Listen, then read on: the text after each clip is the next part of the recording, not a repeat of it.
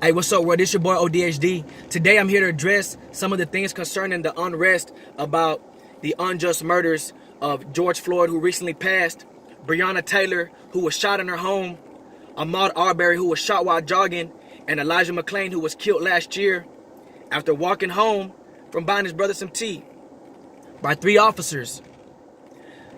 All these things happen in such a short amount of time that it's hard for us as a community to understand what's going on, to process, that we can't even deal with the murder of one person being unjustly murdered after seeing these gruesome scenes of somebody being choked, or, these officers executing a search warrant looking for somebody that's already in custody and y'all are at the wrong address.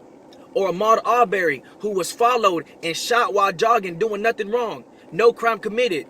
And Elijah McClain, somebody called and said that he was suspicious because he had a ski mask on. Only thing is, he was anemic and kept him warm.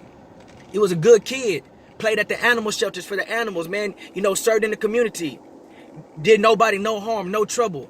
But all of a sudden, these cops are trying to, arrest him and tackle him. And now you're claiming that he reached for your gun. But there's no proof of that. There's even an officer on the video saying that he committed no crime. But all of a sudden, this man's begging for his life and you're choking him and he starts throwing up. And you still don't find it suitable to let up on his neck. And then when the ambulance gets there, they supply him with ketamine. You inject this man with ketamine for what? This man's not an animal. He was doing nothing wrong. And all of a sudden, his autopsy claims that the death is undetermined. So now you're trying to tell us that you don't know if he died because he was beat to death, choked to death, or if it was a ketamine. I know how hard it is as a community to accept these things, and to process all these different questions we have. I don't know George Floyd. I don't know Breonna Taylor. I don't know Ahmaud Arbery. I don't know Elijah McClain. I don't know none of the people that were unjustly murdered. But you know what? It's heartbreaking to me.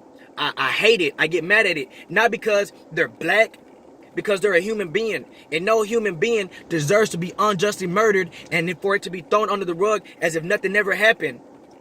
For Ahmaud Arbery's mother to spend her first Mother's Day without her son due to the fact that he was unjustly murdered. After jogging in the neighborhood, in a public neighborhood, doing nothing wrong, he was shot. Now she had to spend this past Mother's Day alone without her son. That's heartbreaking when you take these things into consideration. So I know how hard it is, how hard it is for us to, to stay sane, man, to stay logical during the whole process. So what I want to do is, I want to thank first every black brother and sister who stood together during these peaceful protests and did the right thing. For every Hispanic, for every Caucasian, and anybody else of race, color, or creed, I want to thank y'all for sincerely standing with us and peacefully protesting. Everybody else doing whatever else they were doing, I'm not going to speak on that. I want to thank y'all today for peacefully protesting and coming together, showing the world that people of different races, color, and creeds can come together and stand up against unjust murders and police brutality. I thank y'all from the bottom of my heart for that. Now, what I want to address today is that we have another situation. The fight is never over. It's far from over. We have another situation with Vanessa Guillen. This young woman was serving in the U.S. military, took a stand to defend the Constitution and the United States flag and America itself. But she was being sexually assaulted, molested, whatever it is that you want to call it. And all of a sudden, she goes missing.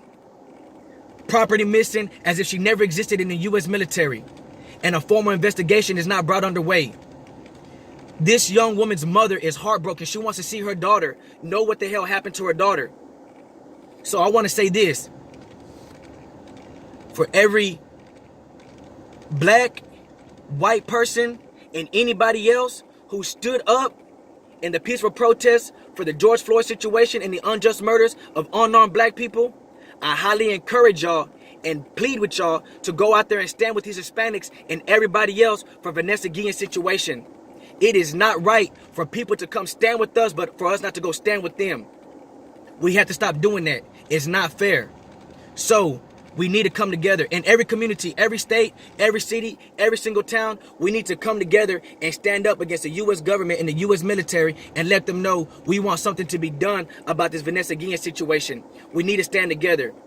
So, for my black brothers and sisters, just the same way Caucasians, Hispanics, and everybody else stood with us during our time of duress, unrest, heartbreak, and emotions, is the same way we need to stand with them and come together.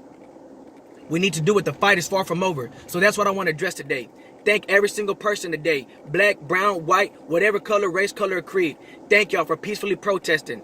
And I want to let y'all know that the fight is not over. We need to go stand with this woman's mother and fight for a formal investigation and for something to be done, not only about her going missing, but against a sergeant that was sexually assaulting her. This is ODHD signing out.